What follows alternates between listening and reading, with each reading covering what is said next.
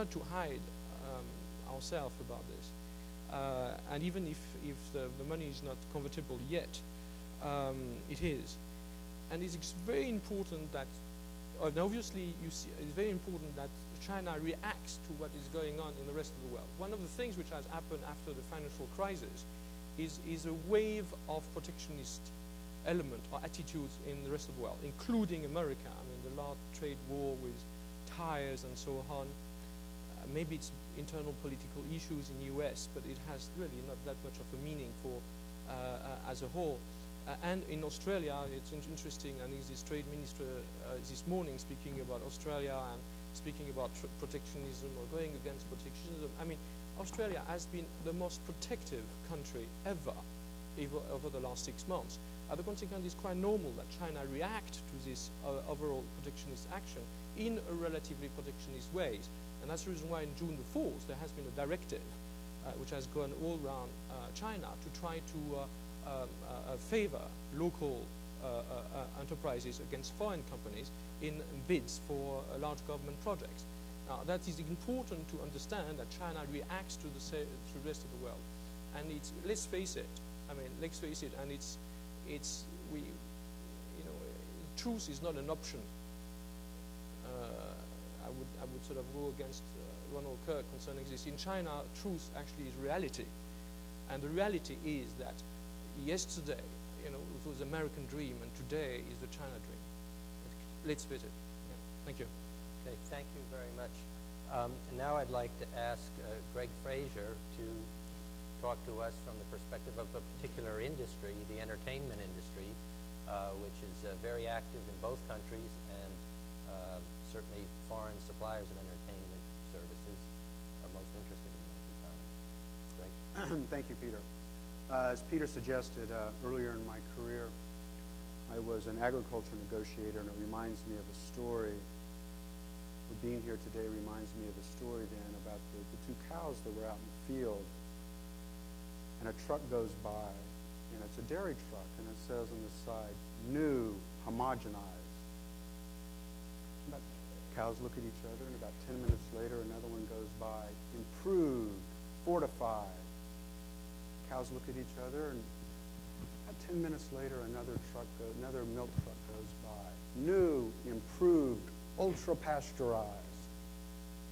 And the one cow looks to the other and says, makes you feel inadequate, doesn't it? So being here today with Peter and Demetrius, it makes me feel a little inadequate. I have to say, first of all, Bob, you've done a great job with this event. And as Demetrius has said, and I'm sure I won't be the only one, your contribution, not just to the services debate in Washington, but I think to the larger trade debate in Washington has been invaluable and is probably more needed today than ever before. So all of us who are committed to a trade agenda in the United States and elsewhere owe you a debt of gratitude. As Peter suggested, I want to talk a little bit more broadly and at the same time a little more narrowly about how we see this whole innovation and services, not just in China and India, but I'll talk about China and India, but globally too.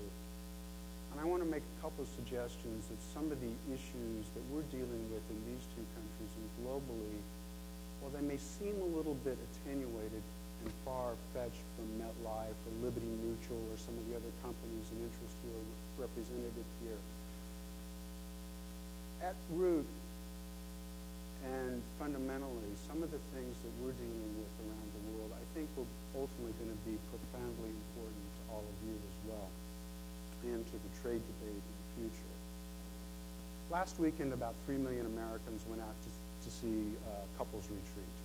And I'm sure some of you in the audience did too, and I thank you for that. So there are a couple people who did. You went out to see it. You saw it in the cinema, in the theater, on a big screen, and that's the way I'm always going to want to see the movies. I think that's the movie experience. There's nothing like going to a big screen and seeing it that way.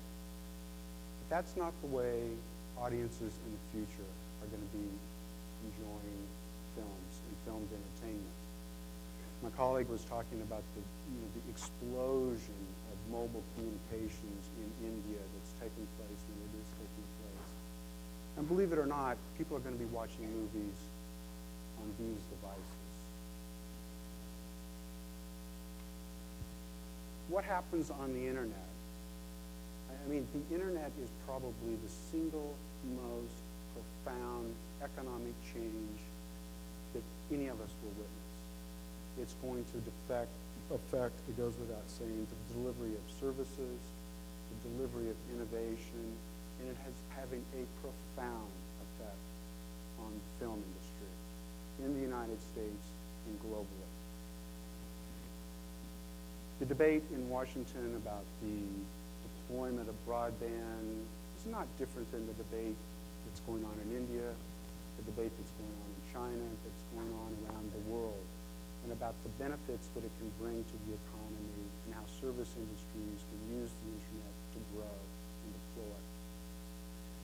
In all due respect to many of the people who represent those industries here and the people who talk about the benefits of the internet in terms of distance education and the benefits of distance medical diagnosis and all of those things, which are profoundly important and will have a profoundly enriching way on our lives. What's going to drive the deployment of the broadband and the deployment of these devices is content. At the end of the day, people are going to invest in these systems, and consumers are going to be willing to write a check every month to pay for those services based on the audio, visual, and other content that they can get over the internet. So it will have a profound effect in driving the deployment of the internet and broadband services around the world, and is having a profound effect on us. We, along with the music industry, unfortunately, have been the poster child of some of the wrongs and irresponsibilities that we see on the internet. I'm not going to get into a long treatise about piracy and illegally downloading, which none of you do and none of your kids do. But you know what I'm talking about. As I suggested, it has an immediate and detrimental effect on us. But as I suggested at the outset, the issues that we're pressing, the points that we're making, I believe, have an effect on all of you as well. The internet is not the Wild West. There have to be rules of the road. There have to be transparency. There are rights and responsibilities. I was addressing another audience a couple of years ago on the issue of trade, and I was introduced as a free trader. And through the course of my remarks, I was talking about rules and responsibilities and what have you, and during the question and answer, somebody stood up and said, "But Mr. Frazier, I thought you were a free trader." And I said, being a free trader does not mean that there aren't rules, that there aren't obligations, there aren't responsibilities. I think we all recognize that. I would submit the same thing applies to the internet and the growth, and the engine of growth that it can be. I would like to think that the United States film industry is the most well-known in the world, and I would submit to you that it is. It's not the largest, however. The Indian film industry and the Chinese film industry actually produce and release more movies than Hollywood does every year, by far. As those two industries have grown, and the industry as a whole has grown, it's become a global industry. There's probably no better example of the globalization of the film industry than Slumdog Millionaire. Indian story, Indian cast, production company based out of the UK, and distributed and brought to audiences worldwide by an American company. And if you haven't seen it, if you're one of the few people that haven't seen it, go see it. Then you will see what the magic of the movies is and the way it can enrich your experience and your